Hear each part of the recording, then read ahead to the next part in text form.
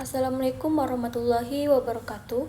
Di video kali ini saya akan membahas tentang konsep pengakuan akuntansi pajak, investasi pada entitas anak, dan properti investasi. Nah, mengapa penting memahami akuntansi pajak investasi? Memahami pengakuan akuntansi pajak atas investasi pada entitas anak dan properti investasi adalah krusial. Ini bukan hanya tentang kepatuhan, tetapi juga optimasi strategi keuangan perusahaan. Yang pertama, kepatuhan regulasi. Memastikan laporan keuangan sesuai dengan standar akuntansi dan peraturan perpajakan yang berlaku. Yang kedua, optimasi pajak.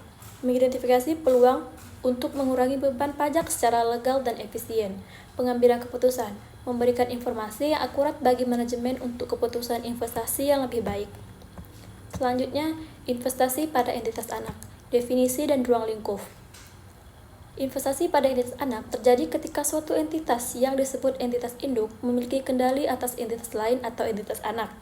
Kendali ini umumnya diperoleh melalui kepemilikan saham mayoritas atau kemampuan untuk mengarahkan kebijakan operasional dan keuangan.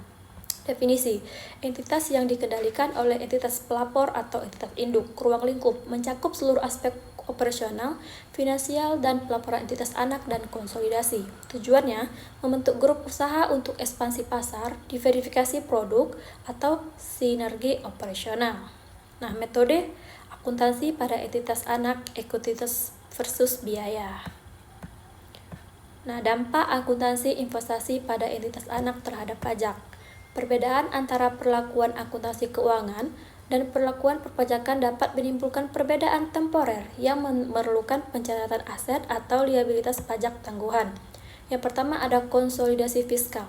Pajak seringkali memiliki aturan tersendiri mengenai konsolidasi laporan keuangan yang bisa berbeda dengan standar akuntansi. Yang kedua, perbedaan temporer. Laba entitas anak yang diakui menggunakan metode ekuitas seringkali menimbulkan perbedaan temporer yang diatasi dengan pajak tangguhan. Dividen. Perlakuan pajak atas dividen yang diterima dari entitas anak, misalnya dividen dikecualikan atau dikenakan pajak final, sangat penting. Properti investasi. Definisi dan karakteristik utama. Yang pertama ada tanah atau bangunan, fokus pada properti fisik.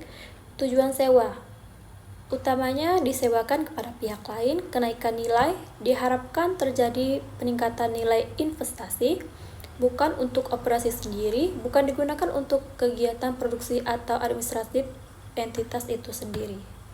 Model akuntansi properti investasi, biaya versus nilai wajar. Entitas harus memilih salah satu dari dua model ini untuk seluruh properti investasinya dan menerapkan kebijakan akuntansi tersebut secara konsisten. Selanjutnya, implikasi pajak dari pilihan model akuntansi properti investasi. Pilihan model akuntansi biaya atau nilai wajar memiliki dampak signifikan terhadap perhitungan pajak penghasilan. Yang pertama ada model biaya. Penyusutan properti diakui secara fiskal sesuai peraturan pajak. Kenaikan atau penurunan nilai pasar tidak diakui sampai properti dijual. Yang kedua, model nilai wajar. Kenaikan atau penurunan nilai wajar yang diakui dalam laba rugi secara akuntansi umumnya tidak secara fiskal sampai realisasi penjualan. Ini menciptakan perbedaan temporer yang signifikan. Pajak tangguhan. Perbedaan perlakuan ini wajib menimbulkan pengakuan aset atau liabilitas pajak tangguhan. Selanjutnya, rekonsiliasi komersial dan fiskal, perbedaan pengakuan dan pengukuran. Rekonsiliasi komersial dan fiskal adalah proses penyesuaian laporan keuangan berdasarkan standar akuntansi atau komersial. Agar sesuai dengan peraturan perpajakan atau fiskal, ini vital untuk menghitung pajak terutang dengan benar.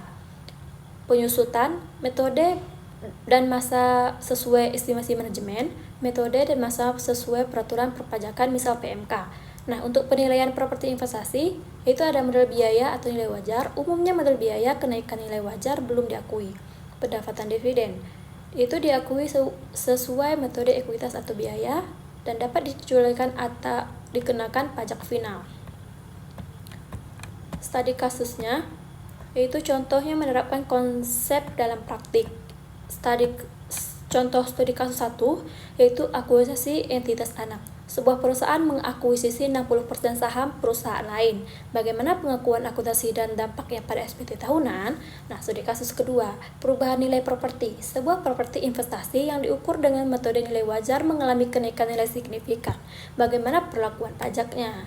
Nah, sesi terjawab, ajukan pertanyaan seputar topik ini. Kami akan membahas aplikasi praktis dan solusi potensial. Nah, itulah tadi penjelasan tentang konsep pengakuan akuntansi pajak pada investasi pada entitas anak dan properti investasi. Lebih dan kurang saya mohon maaf. Wassalamualaikum warahmatullahi wabarakatuh.